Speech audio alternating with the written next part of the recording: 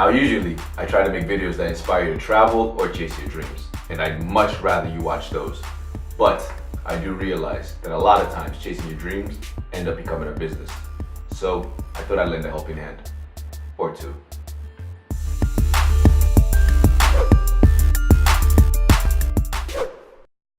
We are up to quick ratio. So we're still doing liquidity ratios, which is how readily are we going to be able to provide cash to take care of our bills. Okay, that's all you really have to think about for liquidity ratios. And I probably should have said that earlier. I apologize. It's going to be concerned with a lot of current liabilities because that's the amount of money that's due this year.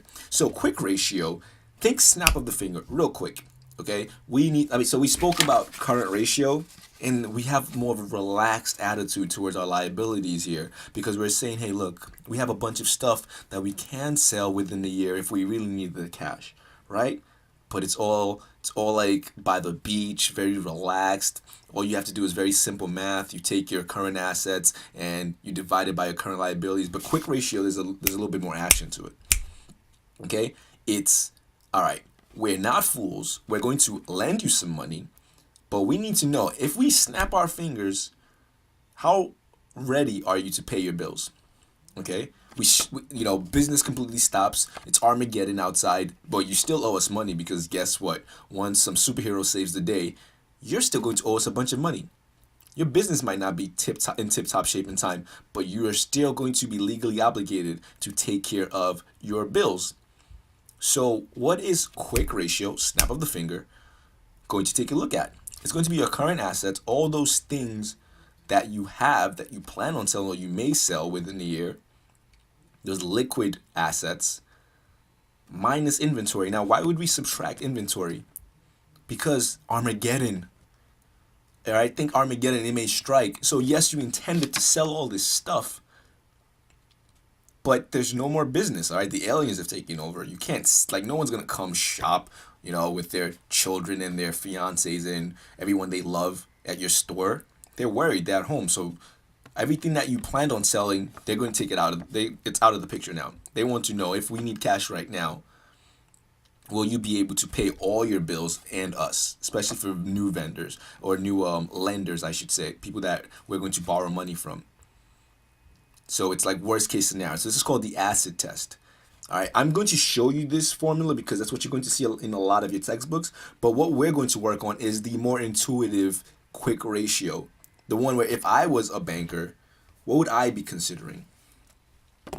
Okay, I would only really care about your cash, number one. Cash. And that's, if I snap my fingers and I need to get paid, you'd have to dip in some cash, right? It's ready money. Okay, and I would also be taking a look at your securities. So right now, stocks, if you own any stocks in any company, you can go on TD Ameritrade or however you choose and sell it and get the money in your bank account by tomorrow. Snap of the finger. All right. Even though business is shut down, you're able to access that cash right away or your cash equivalents. Even if I have money in another currency, it's still money. And trust me, if I give it to a bank, if there's no other way for them to collect their money, they're going to take that cash equivalent because it might as well be cash. All they have to do is go through an extra step of purchasing the dollar. Okay? Like T-bills, for example, they're guaranteed the United States is not going to default on a T-bill. I mean, it's one of those things where logically you want to say, hey, there's a chance that the United States is not going to pay, but we know that, but no one really believes it. If the United States stops paying its bills, then I don't even know what to say. All right, so cash in securities or cash equivalents. All right, and then accounts receivable. So people owe you money. So they've already paid for stuff. You've delivered a good. Okay, so eventually you're going to if they swipe the credit card, you're going to contact the bank and get your money. All right, so an accounts receivable.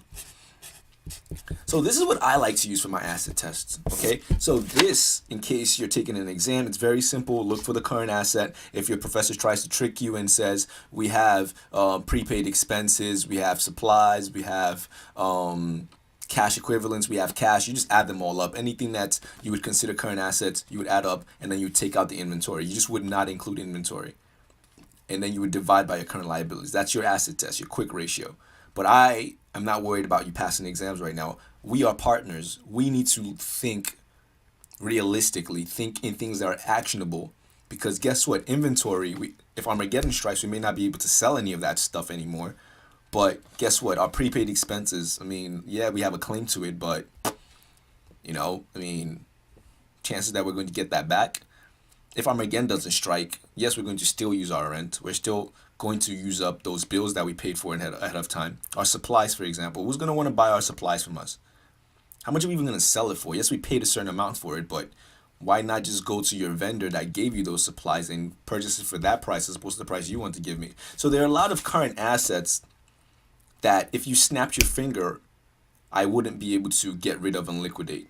So that's why I like to focus on the things that I can actually count on to receive cash, okay? So do you understand? Hopefully you understand why I focus on cash, my securities, or my cash equivalents, and my accounts receivable. These are practically guaranteed to put cash in my pocket. Cash I already have. This I could transfer within a day, snap of my finger, quick ratio, all right? Acid test. And accounts receivable, I've already earned this money. This person just owes it to me. Okay, and then we divide by our current liabilities. So every time you think quick ratio, think snap my finger, Armageddon strikes, I need to pay right now. This is what your bank should be looking at. Okay, and it's a ratio. So they're going to look at all the money you owe.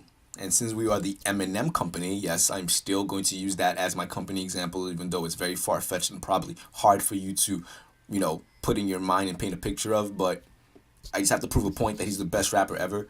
All right, so we go. Let's see our current liabilities right now. It's modest. We're disciplined, okay? We come from, we've been schooled in the Asian way of running a business. And I say Asian because I really admired the way Singapore, especially Singapore, I love their business approach, okay?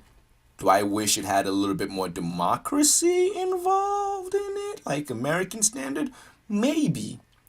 But just the discipline that they have towards business, I believe a lot of people should take example for. Don't get angry and go, well, why don't you go live there? No, America, this is the best. All right, I agree with America, but I think there are things we can learn from other places. All right, so the discipline, we're very disciplined. Okay, so I don't know why I said Asian because Japanese, I don't really like their forget the fiscal policy. I don't really like their monetary policy there at all. So let's just say Singapore. I don't want to. Yeah, just Singapore. Okay. Yeah, I'm starting to think China. I don't really like their approach either.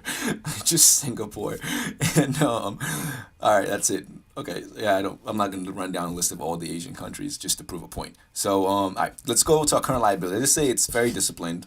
$10,000 is what we owe for this year. Cash, we have 5,000. Let's say. Don't worry, we're very smart. We're going to make that money. It's gonna rise. Like within the next 2 or 3 years. I can't believe I just said like, okay. Securities, things that might as well be cash. Let's say another 5,000. And people owe us $5,000 for services or goods we've already delivered. So that's just 15. Why would I say we're really disciplined and then choose such a small amount of money on top? Wow. Jeez Louise, this is not my shining moment. But look, this is the fun of it, okay? We cannot fudge the numbers, okay? We have to just deal with whatever's in front of us. I'm not going to change my cash, securities, and accounts receivable just because I don't like them all of a sudden. It is what it is. Okay, these are the numbers I put down. So we'll cancel this, and we'll say this is 3, this is 2. Obviously, just dividing 5 into both of them. So it's 3-2. In our quick ratio, this basically says for every $2 that is due with this year, we're able to provide $3 at the snap of a finger. Like if everything was to stop right now, we'd still be able to provide $3. That's great. You know what? I was making fun of myself here, saying I picked really low numbers, but this is actually quite excellent because if you think about it, there's still inventories that I can have. There's still prepaid expenses. There's still supplies. There are other current assets that I can build up. But this is great because we have cash, ready money, securities, which is our cash equivalents, basically more ready money, and services that we've already delivered and people owe us money, so we are expecting more ready money. This is great. This is actually very reasonable. This is what a lot of companies would love to have. For every $2 that I owe this year, that it's due within the year, it doesn't have to be next month, within the year. I have $3 that I could provide right now at the snap of a finger. My quick ratio, my acid test, that's great. All right, that's very well disciplined. All right. This is, yes, and I apologize to anyone I may have offended, because obviously we live in a very, very politically correct society. Are we allowed to still say Asian? I hope so, because I think people are starting to get carried away with what's politically correct or not. Especially, remember that whole t-shirt thing with the guy that landed a spaceship, like a probe or whatever it's called, on a comet, and everyone gave him crap for it because of his t-shirt. I thought that was ridiculous. It was a cartoon shirt at that point. All right, so basically I'm letting you know why I'm worried about using the word Asian, because I have no idea what's up or down anymore in society. I just know that quick ratio, snap of a finger, if everything was to stop right now, can you provide cash to settle all your bills that are due this year? 3 to 2 is great. This is the one I like. I like to focus on cash, securities, and accounts receivable, because if everything stops, at least I know I have these 3. But overall, for your exams, I'm sorry if you're confused. This is the one you should, if you're using this to study for an exam, you should absolutely just stick to this. This is probably what's going to be in your textbook. Current assets minus inventory over current liabilities.